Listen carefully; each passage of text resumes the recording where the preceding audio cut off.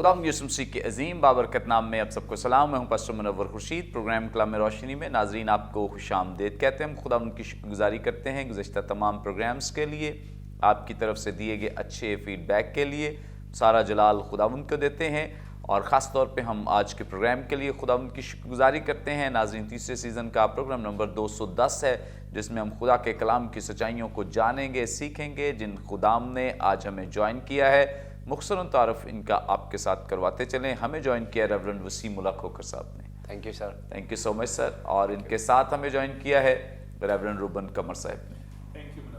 Thank you so much. नाज़रीन, इससे पहले कि हम आज के मतन की तिलावत करें, मैं रिक्वेस्ट करूंगा रेवरेंड रूबन कमर साहब से प्लीज़ दुआ में रहनुमाई करें। खुदा कादिर मुतलक बाप, हमारे ज़िंदा असली और अब्दी खुदा, हम तेरा शुक्र करते हैं कि तूने अपने बेटे खुदावंद यीशु मसीह के वसीले से हम पर फज़ल किया और हमें खुशखबरी को सुनाने के लिए मुकर्रर किया। इस इस्तेकाब के लिए शुक्र करते हैं। बरकत टीवी के लिए शुक्रगुजार हैं, जिनके वसीले से हम तेरे कलाम की मुनादी और खुशखबरी की मुनादी तेरे लोगों तक करते पहुँचाते हैं।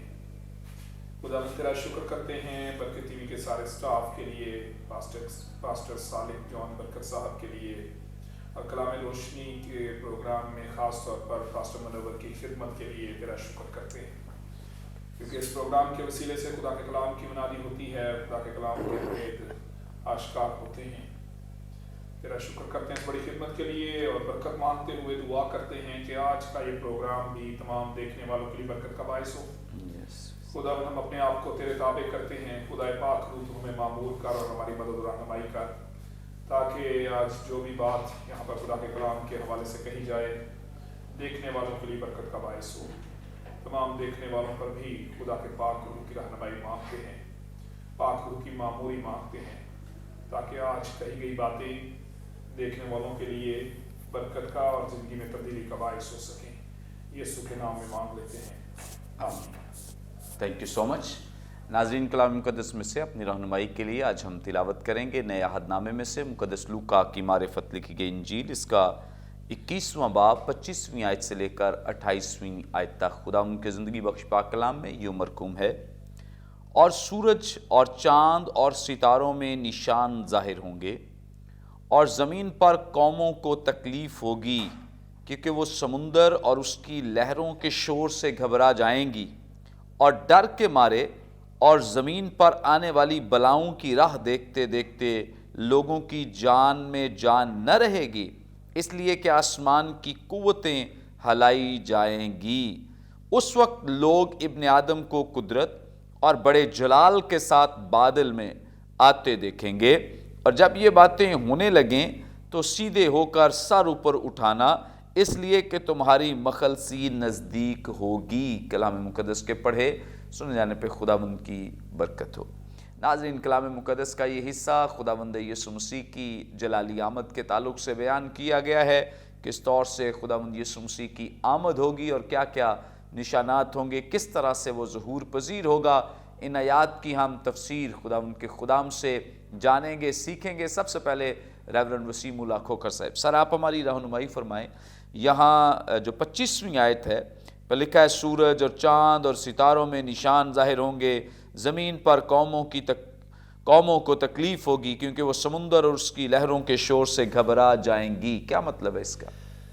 पादर साहब, बहुत शुक्रिया कि आप बाइबल मुक़द्दस को इस तरीके से हैंडल करते हैं, जिसमें बड़े सीक्वेंस के साथ हमारे जो हाज़रीन और नाज़रीन हैं उसको समझते हैं और समझाते हैं।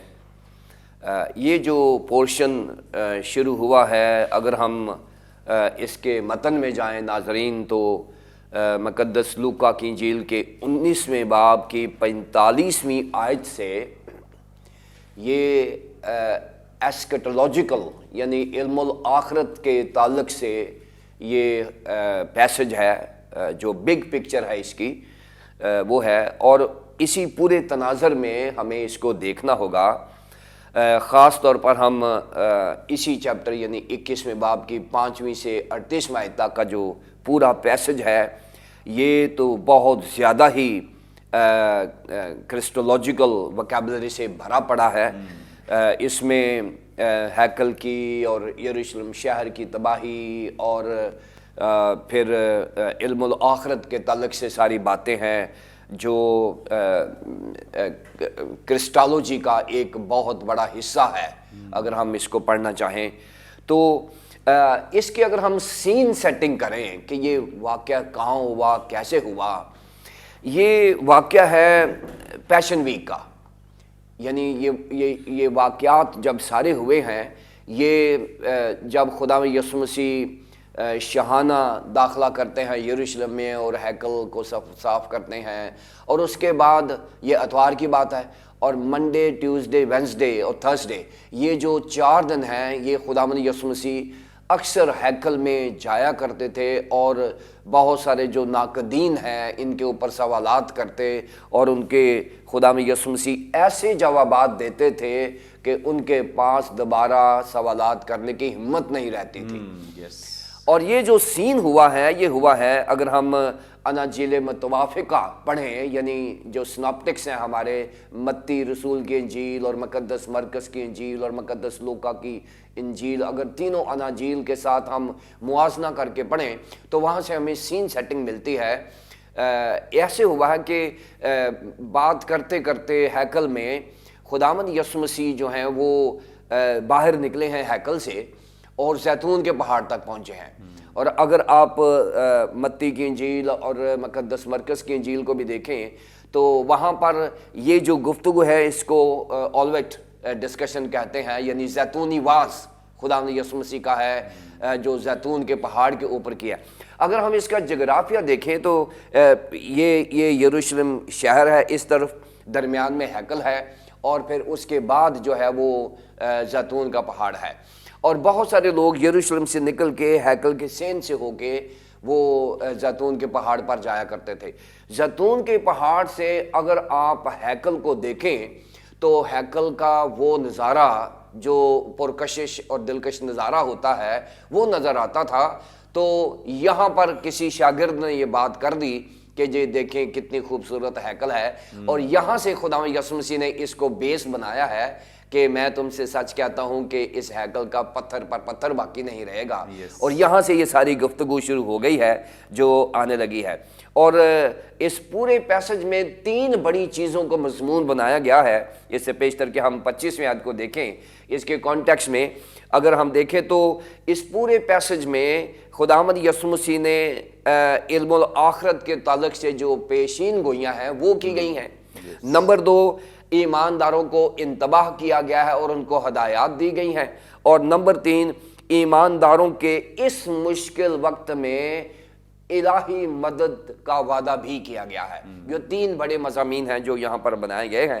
سو اگر ہم 21ویں آیت کی 5ویں سے 11ویں آیت تک دیکھیں تو وہاں پر ہمیں زمینی نشانات کا ذکر آتا ہے. پھر ہم 12ویں سے 19ویں آیت تک دیکھیں تو وہاں پر ایمانداروں کی اظہار رسانی کی بات آتی ہے. اور اگر آپ 20ویں سے 24ویں آیت تک دیکھیں وہاں پر ہیکل کی تباہی کا ذکر آتا ہے. اور اگر ہم 25ویں سے 28ویں آیت دیکھیں وہاں پر ہمیں فطری, جو آج کا ہمارا پیسج ہے, فطری نشانات جو ہیں وہ علم الآخرت کے تعلق سے نظر آتے ہیں. اور پھر اس کے بعد 29ویں سے 38ویں آیت تک وہ جو آخری ہدایات خدا یسوع مسیح نے دی ہیں وہ یہ ہمیں حوالہ ملتا ہے. اب ہمیں دیکھنا ہے 25ویں آیت میں جو آپ نے کہا ہے, اور سورج اور چاند اور ستاروں میں نشان ظاہر ہوں گے اور زمین پر قوموں کو تکلیف ہوگی کیونکہ وہ سمندر اور اس کی لہروں کے شور سے گھبرا جائیں گی. اب اس کانٹیکس میں اگر دیکھیں تو یہ مضمون جو ہے یہاں پر اس کو کنٹینیو کیا گیا ہے جو 8ویں آیت سے 11ویں آیت تک خدا یسوع مسیح نے پہلے بھی اس کا ذکر کیا ہوا ہے. اگر میرے ساتھ ہم دیکھیں لوکا کی انجیل کے 21ویں باب جو یہی باب ہے اس کی 8ویں آیت سے دیکھیں, اس نے کہا خبردار گمراہ نہ ہونا کیونکہ بتیرے میرے نام سے آئیں گے اور کہیں گے کہ میں ہی ہوں, اور یہ بھی کہ وقت نزدیک آ پہنچا ہے, تم ان کے پیچھے نہ چلے جانا. اور جب لڑائیاں اور فسادوں کی افواہیں سنو تو گھبرا نہ جانا، کیونکہ ان کا پہلے واقعہ ہونا ضرور ہے لیکن اس وقت فوراً خاتمہ نہ ہوگا۔ پھر اس نے ان سے کہا کہ قوم پر قوم اور سلطنت پر سلطنت چڑھائی کرے گی، اور بڑے بڑے بھونچال آئیں گے اور جا بجا کال اور مری پڑے گی، اور آسمان پر بڑی بڑی دہشتناک باتیں اور نشانیاں ظاہر ہوں گی۔ یہ جو مضمون ہے یہ پادری صاحب کنٹینیو کیا ہے خداوند یسوع مسیح نے 25ویں آیت میں، یعنی 8 سے 11 تک جو تھا وہاں آگے بریک لگا کے یہاں پر کیا ہے، اور یہاں پر بھی نشانیاں کا ذکر ہے۔ اور اگر ہم ان پیسیجز کو دیکھیں تو 10 بڑی نشانیاں ہیں ہمارے ناظرین کے لیے جو ہمیں یہاں دیکھنی ہے، جن کو ہم نے دیکھنا ہے۔ پہلی بات تو یہ ہے کہ ایسا وقت ہوگا ناظرین کہ بہت سارے لوگ ہمیں گمراہ کرنا چاہیں گے۔ یہ جو نشانیاں بتایا گیا ہے یہ ہے گمراہ کرنا چاہیں گے۔ پھر یہ ہے کہ بہت سارے لوگ دعویٰ کریں گے جھوٹا نبی ہونے کا اور جھوٹا مسیح ہونے کا، یہ بھی آپ دیکھتے ہیں کہ ایسے دعوے ہونا شروع ہو گئے ہیں۔ پھر اس کے بعد ہمیں لڑائیاں، اور آپ دیکھ رہے ہیں کہ ریسنٹلی بھی جو ہم کسی وار میں ہیں اور شروع سے ہی ہماری جو عظیم جنگیں بھی ہو چکی ہیں اور حالات ہر وقت بے چینی اور بدامنی کی طرف جا رہے ہیں، اور پھر افواہیں جو ہیں یہ غیر ضروری ہوں گی، اور پھر اس کے بعد عالمی جنگوں کا انعقاد ہوگا اور وہ فساد ہوگا، بھونچال آئیں گے، کال ہوئے گا، مری ہوگا، اور دہشت ناک جو ہے یہ نشانیاں ہوں گی۔ سو یہ جو سارے کے سارے نشانیاں ہیں یہ خداوند یسوع مسیح نے علم الآخرت کے تعلق سے بتائی ہیں، جو بڑا اہم مضمون ہے۔ اب رہی بات سمندر کی، اور سمندر جو ہے ہمیشہ سے ڈر اور خوف کی علامت رہا ہے، بلکہ اگر آپ مکاشوہ 21 باب کی پہلی آیت میں دیکھیں تو وہاں پر ایک نئے آسمان اور نئی زمین کا ذکر کیا گیا ہے، وہاں خاص لکھا گیا ہے کہ اور وہاں سمندر نہ رہا۔ یعنی سمندر سے مراد یہ ہے کہ وہاں خوف کی علامت، سمندر جو خوف اور موت کی علامت رہا ہے پرانے عہد نامے میں بھی، نئے عہد نامے میں بھی، لیکن جو نیا یروشلم ہوگا وہاں لکھا ہے اور وہاں سمندر نہیں ہوگا، یعنی وہاں ڈر اور خوف نہیں ہوگا۔ یہاں لکھا ہوا ہے 25ویں آیت میں، اور زمین پر قوموں کو تکلیف ہوگی کیونکہ وہ سمندر اس کی لہروں کے خوف سے گھبرا جائیں گے۔ سو یہ جو دہشت ناک چیزیں ہیں یہ ایسی ہوں گی جب خداوند یسوع مسیح کی جلالی آمد ہوگی۔ سو ناظرین، ہمارے ارد گرد جو کچھ ہو رہا ہے یہ آخری جو ہماری خداوند یسوع مسیح کی جلالی آمد ہے اس کے تعلق سے ایک ماحول سازگار ہوتا جا رہا ہے۔ یہاں پر ہماری جو ضرورت ہے وہ یہ ہے کہ بجائے اس کے کہ ہم خوف زدہ ہوں یا ہم انتظار کریں کہ یسوع مسیح نے کب آنا ہے، بہتر یہی ہے کہ ہم اپنے آپ کو تیار کریں تاکہ اس کی جلالی آمد میں ہم شامل ہو سکیں۔ پریز گاڈ، بڑی زبردست خوبصورت باتیں کہ ہم سب کو اپنے آپ کو تیار کرنے کی ضرورت ہے تاکہ ہم جب بھی خداوند یسوع مسیح آتے ہیں یا اس سے پہلے ہمیں بلا لیا جاتا ہے تو ہم دونوں صورتوں میں تیار پائے جائیں۔ آگے بڑھیں گے اور ریورنڈ روبن قمر صاحب سے جانیں گے۔ 26ویں آیت میں روبن صاحب ذکر ہے کہ اور ڈر کے مارے اور زمین پر آنے والی بلاؤں کی راہ دیکھتے دیکھتے لوگوں کی جان میں جان نہ رہے گی، اس لیے کہ آسمان کی قوتیں ہلائی جائیں گی۔ کیا مطلب ہے اس کا؟ شکریہ پاسٹر منور صاحب۔ جیسا کہ ابھی تھوڑی دیر پہلے بھی ہم سیکھ رہے تھے، پروفیسر وسیم اللہ کھوکھر صاحب بتا رہے تھے کہ یہ جو حوالہ جات جن کے بارے میں آج کل سیکھا جا رہا ہے کلام روشنی میں، اس میں علم الآخرت کی طرف اشارہ جات ہیں، اور خداوند یسوع مسیح کی دوسری آمد کے بارے میں بھی ان حوالہ جات میں بیان کیا گیا ہے۔ اور ابھی پچھلی آیت میں نشانات کا ذکر ہو رہا تھا کہ خداوند یسوع مسیح کے آنے پر، دوسری آمد پر کیا نشانات ہوں گے، اور بڑی تفصیل سے ان کو بیان بھی کیا گیا۔ اور اس آیت میں ہمیں 2 حصوں میں اس آیت کو دیکھنے کی ضرورت ہے۔ پہلے حصے میں ڈر کا ذکر ہے، لوگوں کی جان میں جان نہ رہے گی، اثر کا ذکر ہے، کسی واقعے کے اثر کا ذکر ہے۔ اور اس آیت کا دوسرے حصے میں ہے اس لیے کہ آسمان کی قوتیں ہلائی جائیں گی، یعنی جو اثر ہوگا لوگوں پر وہ اس سبب سے ہوگا کہ آسمان کی قوتیں ہلائی جائیں گی۔ اب ہمیں پہلے اس آیت میں اس حصے کو دیکھنے کی ضرورت ہے کہ آسمان کی قوتیں کیسے ہلائی جائیں گی اور اس کا ذکر یہاں پر کیوں کیا گیا ہے۔ کلام مقدس میں آسمان کی قوتوں کے ہلائے جانے کے بارے میں ہم 2 طرح سے دیکھیں گے۔ ایک تو خدا کے اختیار کہ خدا کی قدرت اور اختیار پوری دنیا پر کام کرتی ہے، پوری دنیا کی ہر ایک زمینی قوت پر، پوری دنیا کی بادشاہت پر، دنیا کے بادشاہوں پر، حاکموں پر، انسانوں پر خدا کی قدرت اور اختیار کام کرتا ہے۔ اور اس کے علاوہ دوسرے حصے میں اس کا ذکر خداوند یسوع مسیح کی دوسری آمد کے ساتھ بھی جڑا ہے، اور ان حوالہ جات کو بھی ہم دیکھیں گے۔ پہلے جب ہم خدا کے اختیار کے اس دنیا میں کام کرنے کا ذکر دیکھتے ہیں اور خدا کی قدرت کس طرح سے اس دنیا پر اور دنیا کی چیزوں پر حاوی آتی ہے، یہ پرانے عہد نامے میں 2 حوالے ہمیں ملتے ہیں۔ سلاطین کی پہلی کتاب اس کا 19واں باب 11ویں آیت سے 12ویں آیت تک مقدس ایلیا نبی پر خدا نے جب اپنی قدرت کو ظاہر کیا تو اس وقت خدا کی قدرت کے ظاہر ہونے پر ہمیں سلاطین کی پہلی کتاب کے 19ویں باب میں یہ ذکر ملتا ہے کہ جب خدا کی قدرت ظاہر ہوئی تو 11ویں اور 12ویں آیت میں خداوند کی گزرنے سے پہلے ایک تیز تند آندھی نے خدا کے آگے پہاڑوں کو چیر ڈالا، چٹانوں کے ٹکڑے کر دیے، پر خداوند آندھی میں نہیں تھا۔ آندھی کے بعد زلزلہ آیا پر خداوند زلزلے میں نہیں تھا، اور زلزلے کے بعد آگ آئی پر خداوند آگ میں بھی نہیں تھا، اور آگ کے بعد ایک دبی ہوئی ہلکی آواز آئی، اور پھر خدا نے ایلیا سے کلام کیا۔ اسی طرح خروج کی کتاب میں جب خدا نے موسیٰ کو شریعت دی تو اس وقت بھی ہمیں اسی طرح سے حوالہ جات ملتے ہیں کہ خروج کی کتاب میں 20ویں باب میں 18ویں آیت میں سب لوگوں نے بادل گرجتے، بجلی چمکتے اور کرنا کی آواز ہوتے اور پہاڑ سے دھواں اٹھتے دیکھا، اور جب لوگوں نے یہ دیکھا تو کانپ اٹھے اور دور کھڑے ہو گئے اور موسیٰ سے کہنے لگے کہ تو ہی ہم سے باتیں کیا کر۔ یہاں پر خدا کے اختیار کے ذریعے سے لوگوں میں خوف طاری ہوا ہے۔ اب جب دوسری بات جو میں نے کی تھی کہ اسی زمین کے ہلائے جانے یا آسمان کے جو قوتیں ہیں ان کے ہلائے جانے کا جو بیان ہے، اس کو ہم خداوند کی دوسری آمد کے ساتھ بھی جوڑ سکتے ہیں۔ اب ہم اس کو مکاشفہ کی کتاب کے 6 باب میں 6 مہر کے حوالے سے دیکھیں گے۔ جب مکاشفہ کی کتاب کے 6 باب میں 6 مہر کے ہلائے جانے کا ذکر ہے تو وہاں پر جو کچھ ہو رہا ہے یہ یسوع کی آمد ثانی کے بارے میں بیان ہے۔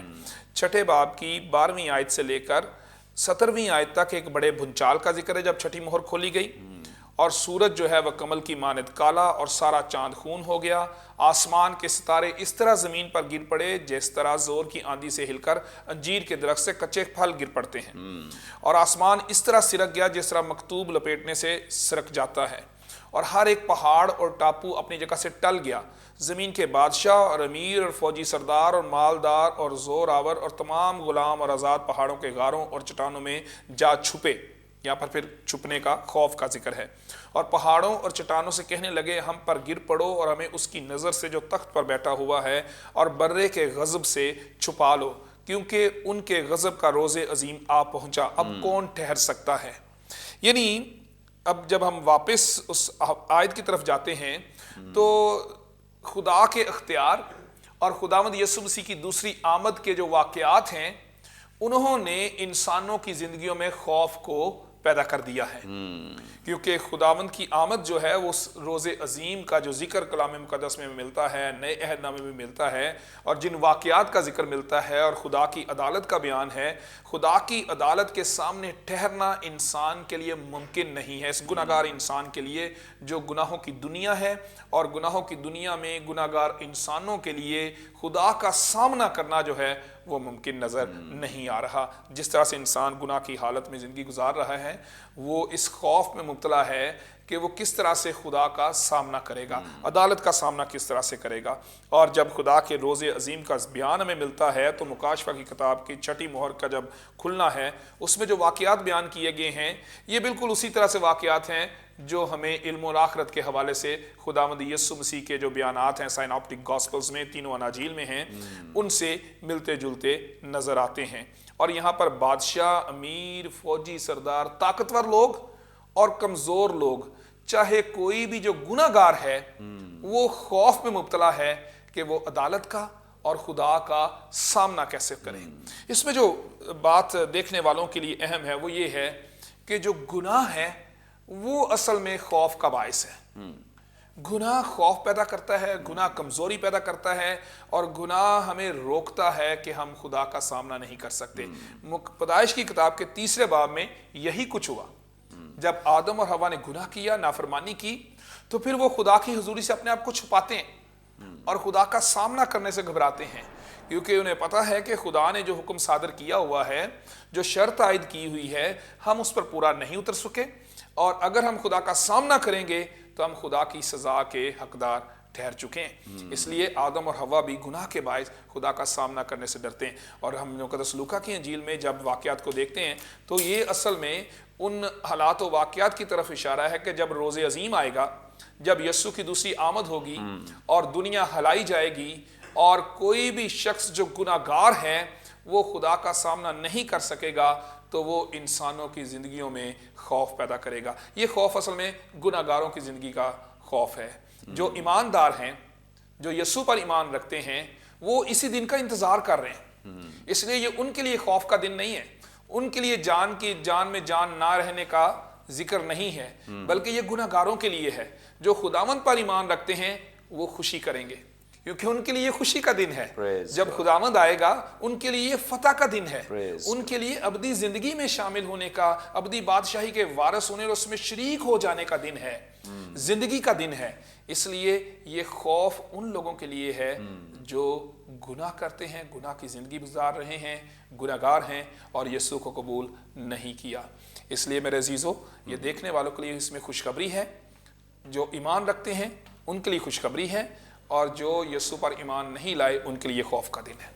Thank you so much. बड़ी खूबसूरत बाबरकत बातें, और यकीनन ये उन तमाम लोगों के लिए जिन्होंने मसीह यीशु को अपना शख्सी निजात दहिंदा कबूल कर रखा है, उनके लिए तो आज भी शादमानी है। वो हर वक्त के लिए तैयार हैं, किसी भी वक्त मसीह यीशु आ जाएं या उनका बुलावा आ जाए तो वो तैयार हैं और खुश हैं, शादमान हैं। अंदर ऐसी सेटिस्फेक्शन है, इत्मीनान है कि कोई इस बात का मलाल नहीं है, फ़िक्र नहीं है। लेकिन मैंने कई ऐसे लोगों को मौत से डरते हुए देखा है जिनके अंदर ये तसल्ली नहीं, उन्हें पता नहीं है कि हम जाएंगे कहाँ, हमारा बनेगा क्या, तो हमेशा मौत से, ऐसे हालात से खाइफ रहते हैं। और आखिरी दिनों में भी ऐसा ही होगा, ऐसे लोग घबराएंगे, परेशान होंगे, क्योंकि उनके अंदर मसीह का इत्मीनान नहीं है। सो बहुत ज़रूरी है, अगर आप शादमान रहना चाहते हैं, इत्मीनान पाना चाहते हैं कि हर वक्त चाहे किसी भी तरह की सिचुएशन हो हम इत्मीनान से रहें, तो इसका एक ही हल है, खुदावंद यीशु मसीह को अपना शख्सी निजात दहिंदा कबूल करें। नाज़रीन, अभी और बहुत कुछ बाकी है इस पैसेज में,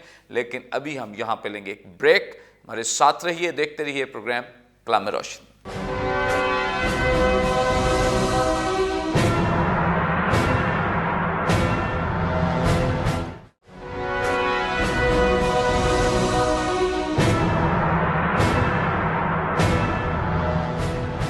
वेलकम बैक नाजरीन, आप देख रहे हैं प्रोग्राम कलाम में रोशनी। ब्रेक पर जाने से पहले बड़ी खूबसूरत बाबरकत बातें जो खुदा उनके कलाम में से हम सीख रहे थे इल्मुल आखिरत के बारे में कि क्या क्या होने वाला है।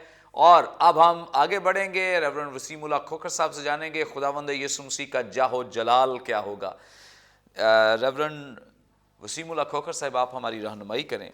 27वीं आयत में लिखा है, उस वक्त लोग इब्ने आदम को कुदरत और बड़े जलाल के साथ बादल में आते देखेंगे। Praise God. इसकी ज़रा वजाहत फरमा दें, क्योंकि हमारे यहाँ कई वजाहतें खुदावंद यीशु मसीह को लेकर की जाती हैं कि वो किसी के पीछे खड़े हो जाएंगे, वो किसी और को खुदा मानेंगे। तो ये ज़रा वजाहत फरमाएं, खुदा का कलाम सच्चाई के साथ बयान क्या करता है, उसका जाहो जलाल होगा कैसा?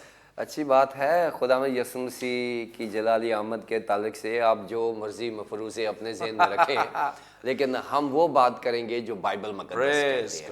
Praise God. पादरी साहब, 25वीं आयत और 26वीं आयत जो पादरी रोबन कमर साहब ने बयान की है, ये दोनों आयात जो हैं इन्होंने ग्राउंड बनाई है 27वीं आयत के लिए। ये 25वीं आयत और 26वीं आयत जो है, ये बयान किया गया कि माहौल कैसा होगा, क्या सूरत हाल कैसी होगी।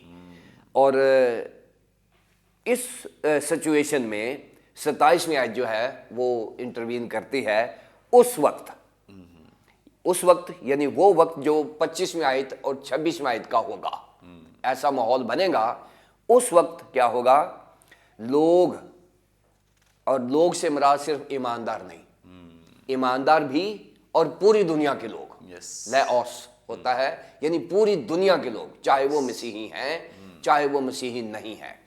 لوگ جو ہیں وہ ابن آدم کو قدرت اور بڑے جلال کے ساتھ بادل میں آتے دیکھیں گے.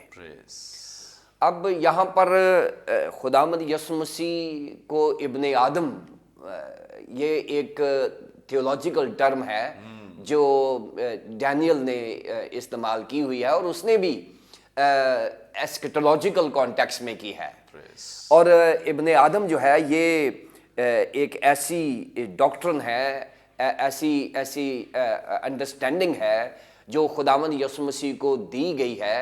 ابن آدم سے مراد یہ ہے کہ وہ ایسے لگے گا کہ کوئی انسان آ رہا ہے. جب ہم اس کی کامنٹری کریں گے تو میں بتاؤں گا, لیکن اس سے پہلے میں اس کی جو بنیاد ہے, احمد ثانی کی جو بنیاد ہے, جس کے اوپر ہمارا جو فیتھ ہے, ہماری جو ڈاکٹرن ہے, جس کے اوپر ہم کھڑے ہیں, وہ ہمیں ملے گی اعمال کی کتاب کے پہلے باب کی.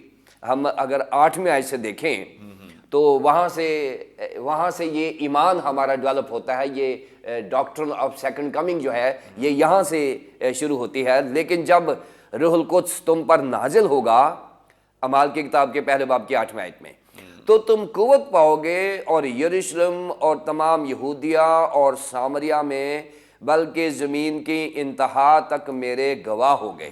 9ویں آیت, یہ کہہ کر وہ یعنی جیزس ان کے دیکھتے دیکھتے اوپر اٹھا لیا گیا. یہ خداوند یسوع مسیح کا صعود فرمانا ہے, ان کی اسینشن ہے. اور بدلی نے اسے ان کی نظروں سے چھپا لیا. اور اس کے جاتے وقت جب وہ آسمان کی طرف غور سے دیکھ رہے تھے, اب ہماری شروع ہوتی ہے آیت 10ویں آیت کا دوسرا حصہ, تو دیکھو 2 مرد سفید پوشاک پہنے ان کے پاس آ کھڑے ہوئے اور کہنے لگے. 11ویں آیت, اے گلیلی مردو, تم کیوں کھڑے آسمان کی طرف دیکھتے ہو؟ یہی یسوع جو تمہارے پاس سے آسمان پر اٹھایا گیا ہے, اسی طرح جیسے وہ گیا ہے اسی طرح پھر آئے گا, جس طرح تم نے اسے آسمان پر جاتے دیکھا ہے. سو یہ خداوند یسوع مسیح کا جو صعود فرمانا ہے, آمد ثانی اسی وقت ہی ثابت کر دی گئی تھی کہ آمد ثانی ہوگی.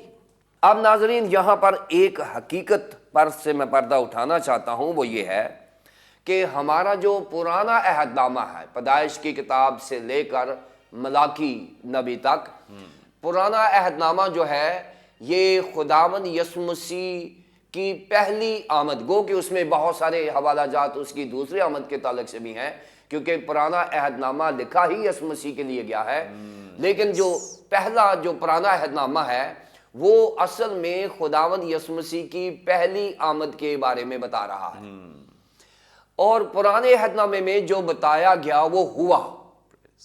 پرانے عہد نامے میں جو بتایا گیا خداوند یسوع مسیح کی پہلی آمد سے متعلق وہ ہوا. کہا کہ بیت الحم میں پیدا ہوگا, وہ بیت الحم میں پیدا ہوا. وہ داؤد کی نسل سے ہوگا, وہ داؤد کی نسل سے ہوا. وہ جو اس کی پیدائش کے حالات ہیں وہ بھی بتائے گئے, وہ ایسا ہی ہوا. اب نیا عہد نامہ پھر یہ بتا رہا ہے کہ وہ آئے گا. نیا عہد نامہ جو ہے وہ اس کی دوسری آمد سے متعلق ہمیں یقین دہانی دے رہا ہے کہ وہ آئے گا.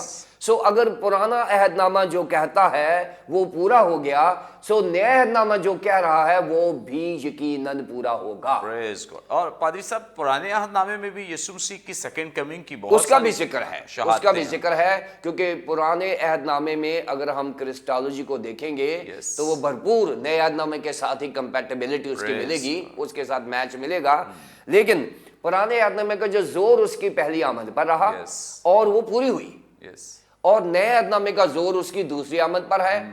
اور صرف اناجیل میں ہی نہیں بلکہ تمام خطوط میں, ریولیشن میں خداوند یسوع مسیح کی آمد ثانی کا ذکر موجود ہے. پرانے عہد نامے میں یوئیل کی کتاب کے دوسرے باب کی 30ویں سے 32ویں آیت تک, پھر متی کی انجیل کے 24ویں باب کی 29ویں سے 31ویں آیت تک بہت سارے حوالہ جات ہیں جو ہماری مدد کریں گے کہ خداوند یسوع مسیح, اور خاص طور پر یہ جو اعمال کا حوالہ میں نے پڑھا ہے پہلے باب کی 8ویں سے 11ویں آیت تک, وہاں بتایا گیا ہے کہ خداوند یسوع مسیح کو मसद्दका जो दो मर्द हैं जो फरिश्तगान हैं डेफिनेटली उन्होंने गलीली मर्दों को कहा है कि जैसे आपने देखा है वैसे ही आएगा। अब नाजरीन जो 7 रियलिटीज हैं, जो 7 बड़ी हकीकतें हैं, उनके ऊपर मैं बात करना चाह रहा हूं कि आमद सानी से मुतल्लक 7 बड़े हकायक हैं जो बताना चाहता हूं। पहली बात कि हमारे पास यूनानी ज़बान में 3 अल्फाज हैं जो हमें देखना है। पहला लफ्ज़ है पादरी साहब जो बयान किया गया है वो है परूसिया। आमद सानी यानी खुदावंद की जो जलाली आमद है वो है परूसिया। परूसिया होता है कि एक बादशाह ने कोई इस्टेब्लिशमेंट की है, अपनी हुकूमत बनाई है, और जब वो हुकूमत इस्टेब्लिश हो गई है तो वो उसको विजिट करने के लिए आता है। यानी कोई बादशाह बनता है किसी मुल्क का तो वो अपनी राया को विजिट करने के लिए जाता है। सो ये जो ज़मीन पर खुदा की बादशाही है ये खुदावंद यीशु मसीह ने बनाई हुई है और वो दोबारा इसको विजिट करने के लिए आ रहा है। एक कॉन्सेप्ट तो उसका ये है कि वो आके देखेगा क्या ठीक है क्या ठीक नहीं है।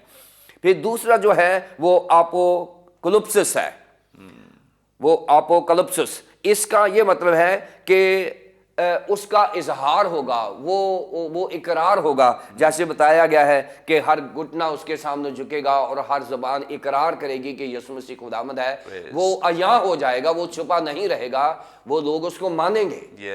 और तीसरा जो है वो है एपिफनिया।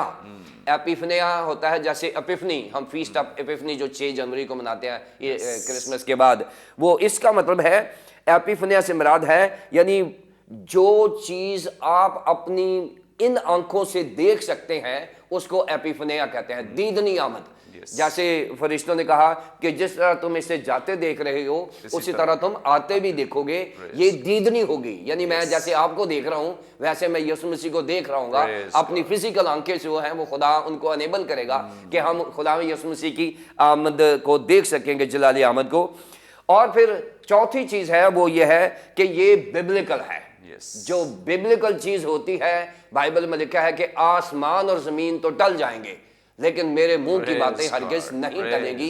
ये बिब्लिकल है कि ये कभी नहीं टलेगी, ये सोचे बिना करेगी।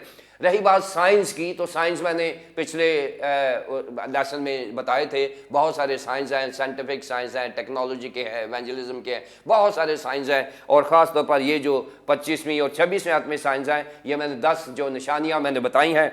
और फिर ये कब होगी, ये बड़ा सवाल है हम सबको कि कब होगा। इसके लिए नाजरीन जल्दी से मैं आपको बताना चाह रहा हूँ कि भाई साहब जब यहूदी शादी होती थी तो उसमें लड़का जो था वो लड़की के बाप के पास आता था तो मंगनी के वक्त, और वो मंगनी हो जाती थी तो लड़का एक बंद लेटर देता था लड़के को, जो लड़का खोल नहीं सकता था, वो अपने बाप को देता था। उसमें उसकी जो शादी की वो तारीख लिखी होती थी।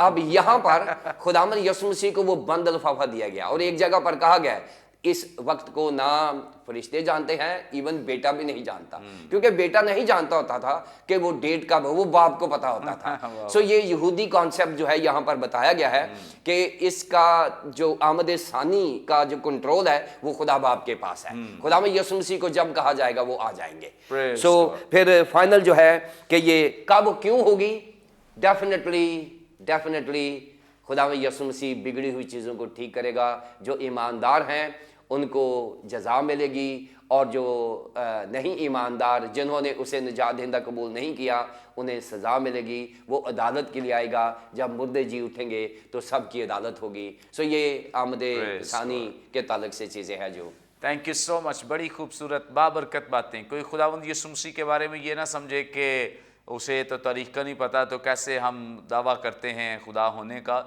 याद रखें कि तीनों के यानी खुदा बाप, खुदा बेटा, खुदा रूहुल कुद्स के तीनों के अलग अलग ऑफिसर्स हैं जो उनके अपने काम हैं, वो अपने कामों को सर अंजाम दे रहे हैं और बनाए आलम से ऐसा चल रहा है। और आप बाइबल मुकद्दस में इस यूनिटी को देखेंगे, ना बाप बेटे के काम में किसी भी तरह से कोई मुदाखलत करता है। जो काम उन्होंने अपने ऑफिसर्स बनाए हैं, ठहराए हैं, अपने अपने ऑफिस में वो अपनी जिम्मेदारियों, अपने कामों को इस तरह से मुकम्मल कर रहे हैं कि सारी दुनिया इस यूनिटी को देख सके कि किस तौर से मिलकर और एक यूनिट में काम किया जा सकता है। Praise God.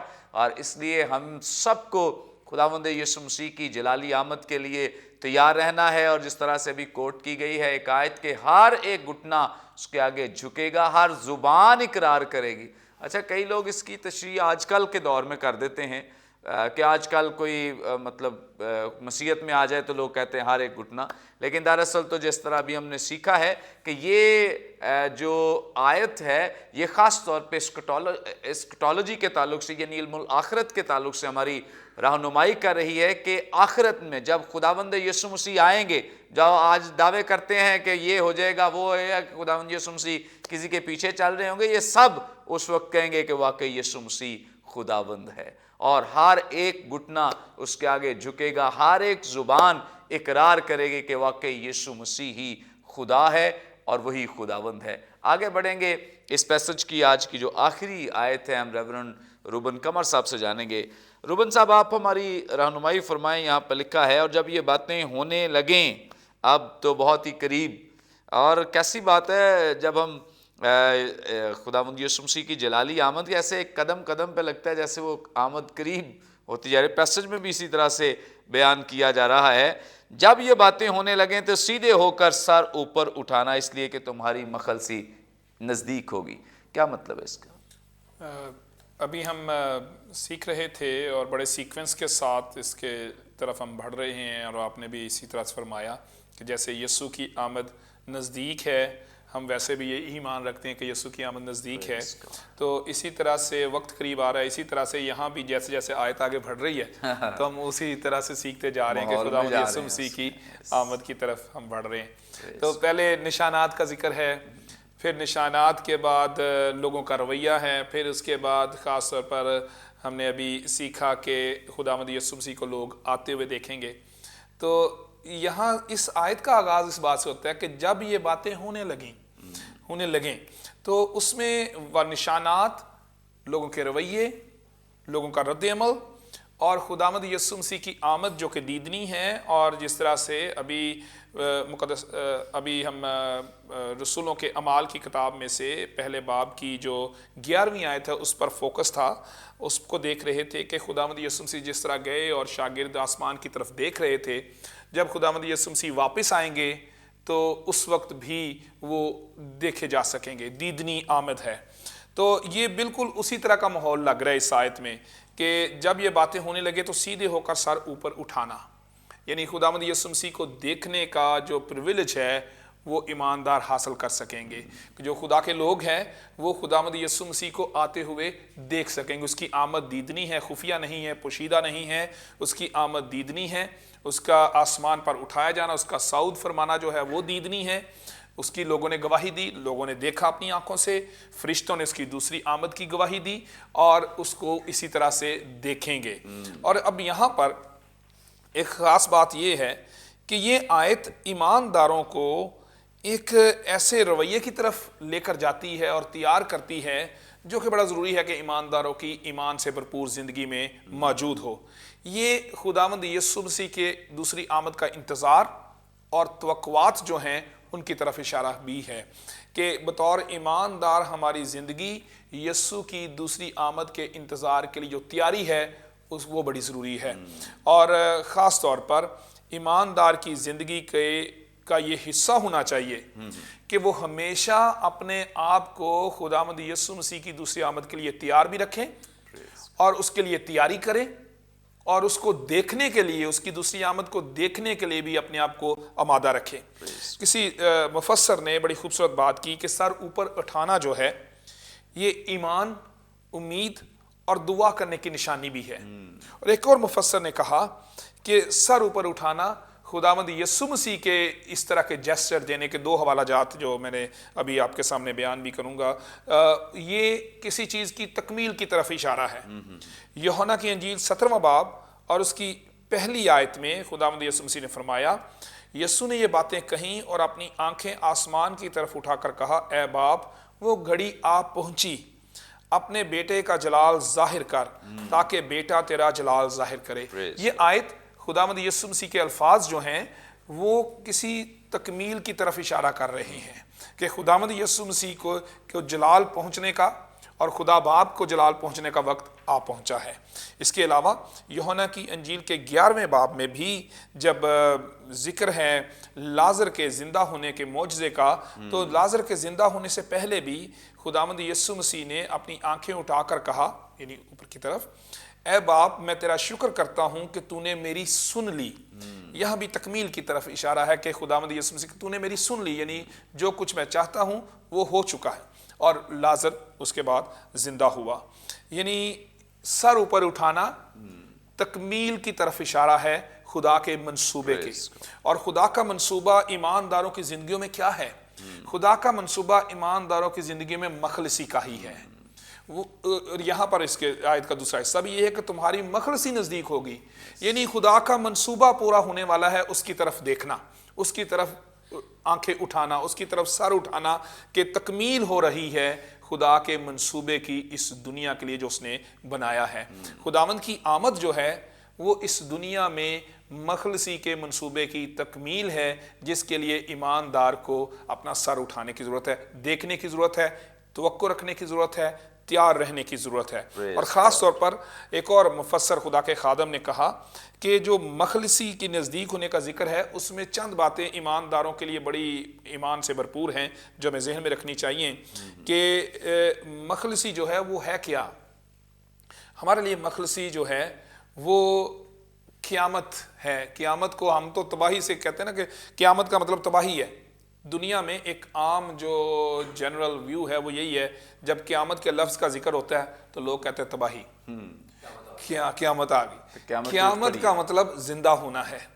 تو مخلصی کا پھل قیامت ہے، یعنی مخلصی کا مطلب یہ ہے کہ زندگی ہے، زندگی ملے گی، زندہ ہوں گے، ایماندار زندہ کیے جائیں گے، یعنی ایمانداروں کا زندہ ہونا، دوبارہ زندہ ہونا، یہ مخلصی کا پھل ہے، اور خداوند کی آمد کے ساتھ یہ پورا ہوگا۔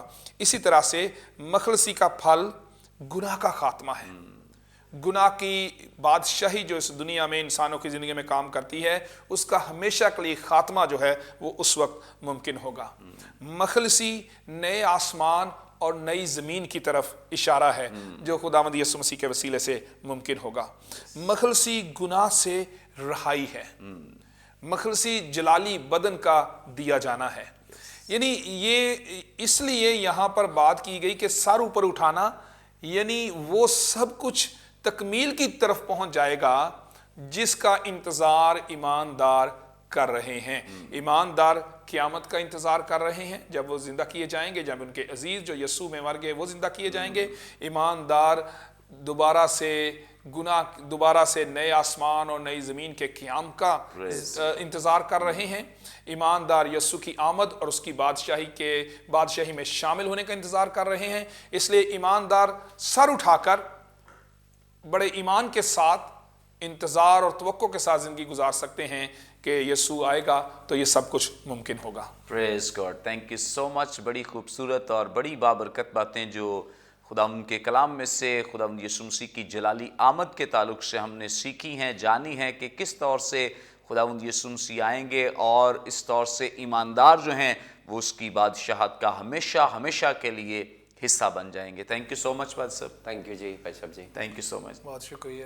یقیناً ناظرین، آج کے پروگرام کے وسیلے سے آپ نے بڑی برکت پائی ہے۔ ابھی بھی آپ کا کوئی سوال ہو، اسکرین پر دیے گئے نمبرز ڈائل کریں، اپنا سوال ہم تک پہنچا سکتے ہیں، کوئی دعا یا درخواست تو دے سکتے ہیں، کوئی ٹیسٹیمونی ہو شیئر کر سکتے ہیں۔ ہمارے تمام پروگرامز آپ یوٹیوب پہ واچ کر سکتے ہیں۔ واچ کرنے کے لیے برکت ٹی وی آفیشیل کے نام سے ہمارا چینل ہے، ضرور اسے سبسکرائب کریں، دوسروں کے ساتھ شیئر کریں تاکہ زیادہ سے زیادہ لوگ خدا کے کلام کی سچائیوں کو جان سکیں، سیکھ سکیں۔ اپنا فیڈ بیک پروگرام کے تعلق سے دینا نہ بھولیں۔ آئندہ ایک نئے پروگرام کے ساتھ دوبارہ آپ کی خدمت میں حاضر ہوں گے، تب تک کے لیے اجازت دیجیے۔ دیکھتے رہیے برکت T V. God bless you all.